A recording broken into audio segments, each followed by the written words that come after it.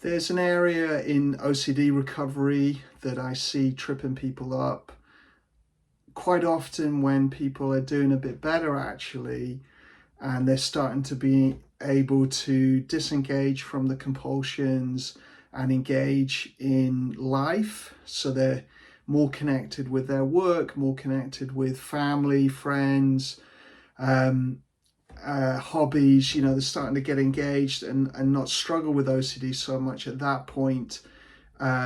Then it's the times of solitude. So it's times when people are alone, that people are struggling. So I think it can be good to be quite deliberate and targeted in how you approach time alone. So time when you're walking between activities, time when if you live on your own or you spend time in your house on your own, where people are sort of with their own thoughts. Any time in the day really when people are alone. So commutes or traveling can be a big part of this, or if you're out walking your dog, or any time at all really. And what we know is that solitude is actually very good for humans. We need time without the input from other minds. So actually putting the content down, and having some time when our mind can daydream in a positive way, and we can consolidate learning and memories, is really useful for us.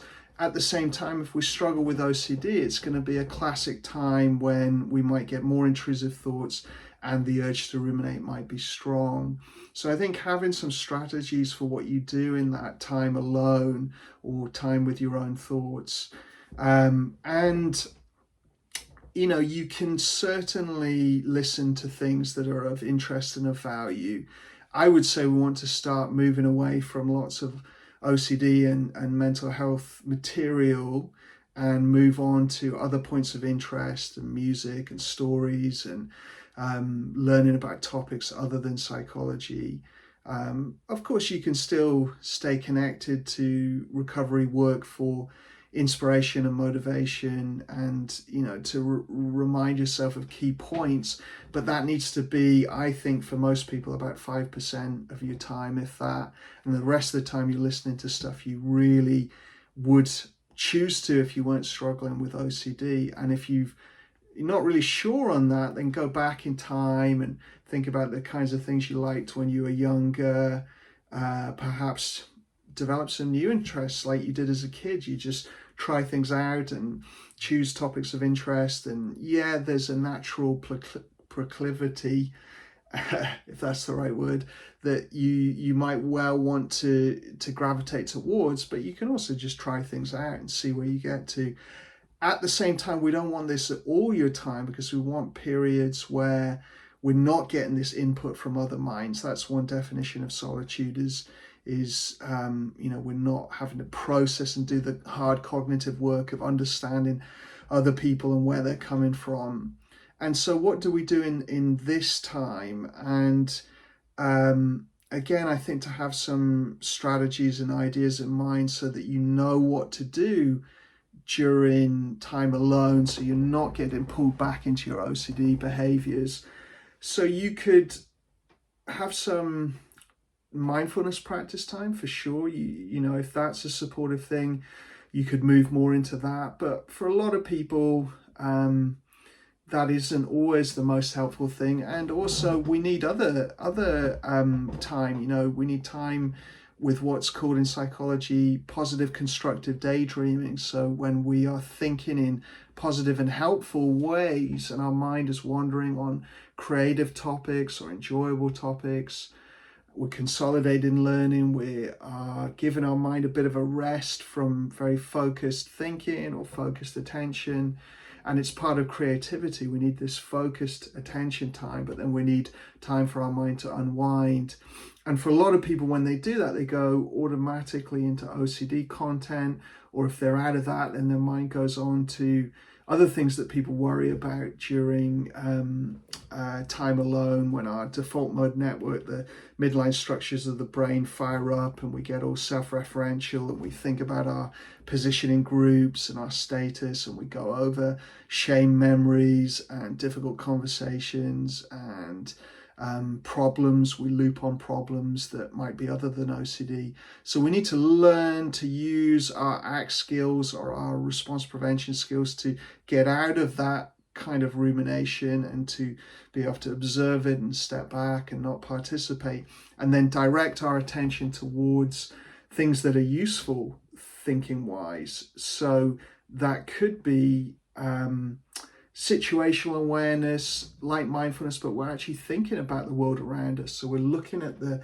changes in nature and we're taking in the seasonal change or the animals that we're seeing or the species that we're seeing around us. If we're like nature, or we're people watching in a curious way, if we're in cities, we're just taking in the history or architecture or other things that are of interest around us. That can be one thing. So it's not mindful attention because we are engaging in, thinking about our environment and our situation and change, looking at what's changing and what's different and what stands out to us, a little bit like you're sightseeing or something like that in another city. We can also do deliberate thinking around problem solving and action planning. In ACT, this would be called values-based problem solving and building up action plans based off that. And Cal Newport, who's a really great thinker and writer about many topics, but he's been well known for his critique of social media and some of the difficulties there. He has this idea of productive meditation where you are teaching your mind to get onto a topic, to clarify the challenge and the difficulty and the variables, and then start to problem solve potential answers, and to deepen that and to spend some time solving that, to then move on to action. So not ruminating and going round and round, but actually moving very quickly onto an action plan and things you're going to write or things you're going to do based off that thinking. And this is what many great thinkers have done, the likes of Darwin and Einstein and other great thinkers used to walk and think about their topic and get a lot of good insight there. So you can look on the channel at values-based problem solving and action planning, which I'm taking those ideas a lot from Russ Harris and his ideas in ACT. So that's one thing to do.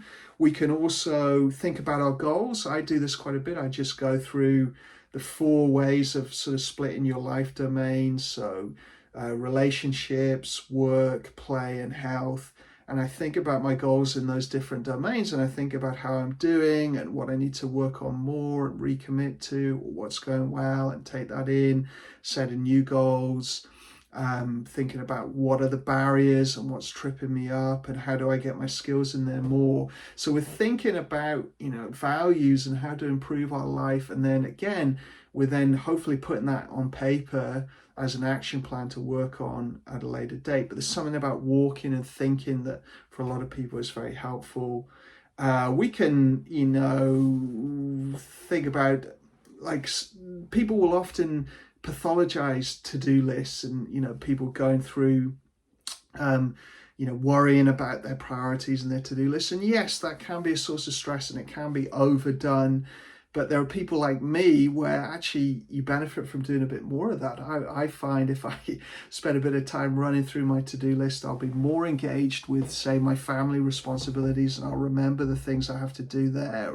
So it's about balance with that kind of thing. You don't want to be someone that is always looping on to-do lists and getting very stressed and like a generalized anxiety disorder, worry type version of that. But we also can help us stay focused on priorities and think about actions and how we're helping other people and what we're doing for others can be a really good source of thinking there.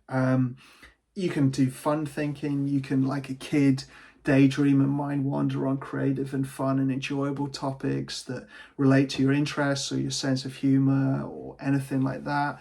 You can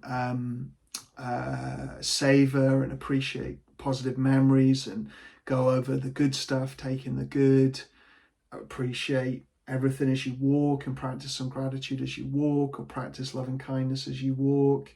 So sending out this sense of compassion and kindness and warmth and support for yourself and those around you. So lots of different options. I mean, I would say identify what your strategy is going to be. Are you going to split some of the time listening to interesting content, maybe some of the time mindfulness practice, and then some of the time productive and useful thinking, and then identify which one of these thinking strategies you're going to do, and then that's your goal. When you have this time alone and OCD might come up, you're diffusing away from that, so you're observing the intrusive thoughts, not doing the mental compulsions, getting this distance, and then engaging and refocusing on either the mindfulness, the situational engagement, or the productive thinking strategies, and refocusing on that whenever you're drawn back into compulsions, and it will help with that. So, you know, people sometimes make the assumption if you drop compulsions, your mind will always go on to something good. Actually, that wasn't my mind. My mind would always loop and go on to very difficult stuff, you know, just jump topic and go somewhere else. So to be able to learn to target it onto helpful, useful thinking, for me was a really beneficial thing. I'd practiced a lot of mindfulness, which was useful, but it was also useful to learn to think, and to think in a way where I'm using this tool in my brain to support my life and my values and my goals, and my enjoyment of living those values and achieving those goals. So to summarize, just have a very clear strategy of what you're going to focus on and think about when you have these time periods where you're alone, when you might struggle with OCD, or if you're not on OCD, on other difficult topics.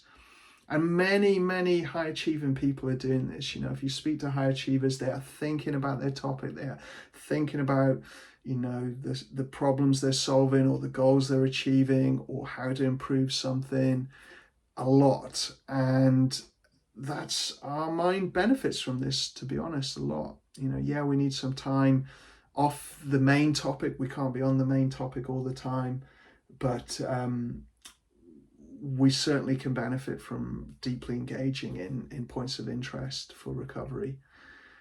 So yeah, I hope that's some useful ideas. Give it a try. Put the questions in the comments below, and hope it goes well.